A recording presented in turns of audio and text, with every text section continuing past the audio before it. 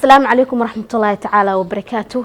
waxaan aad ugu faraxsanahay inaan ka qayb noqday training-ka loo qabanayay wariyaasha ama saxafiyiinta Soomaaliyeed ee soo qaban qaabisay ururka haweenka saxafiyiinta Soomaaliyeed SWJO oo socday muddo 3 maalmood ah loogana hadlayay sinaanta ragga iyo dumarka marka la joogo goobaha shaqada.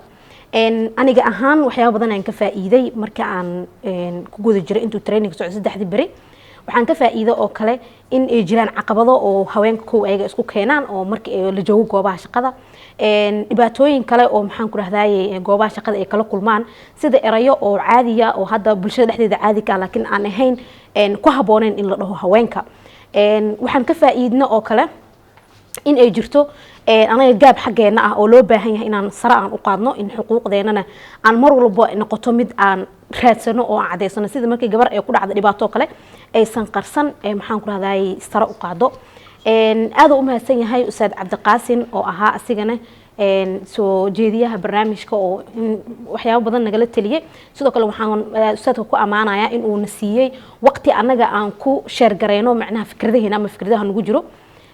aad u mahadsan yihiin ururka SWJ qaban qaabinta ay soo qaban qaabiyeen موضوعا وانا موضوعنا انفع دونه وانا موضوع ان سي بلاري دونه هدو الله ودل كرال نقدو. بسم الله وما سنتين marka hore waxaan ma tacelinaya ururka gabdhaha saxafiyiinta Soomaaliyeed ee SWJO oo markaas noo qabto tababarkan muddo 3 maalin ah. runtii horta ani ahaan waa markii ugu horeysay ee tababarkan noocan oo laga hadlayo arrimaha silnaanta shaqada ee markii loo fiiriyo warbaahinta gabdhaha iyo wiilasha. sidoo kale waxaan ma tacelinaya Ustaad Macalin Cabdiqaasin oo tababarkan siinayay waxyaabaha tababarkan ka faa'iidno waxa kamid ah caqabadaha keenay in gabdhaha markaas saxaafadda ku jira ee markaas ragga ay kula sinaawayaan dhanka shaqada waxyaabihii keenay waxyaabaha xalka u keenin karo ayaa kamid waxyaabaha halkaas ka faa'iidnay.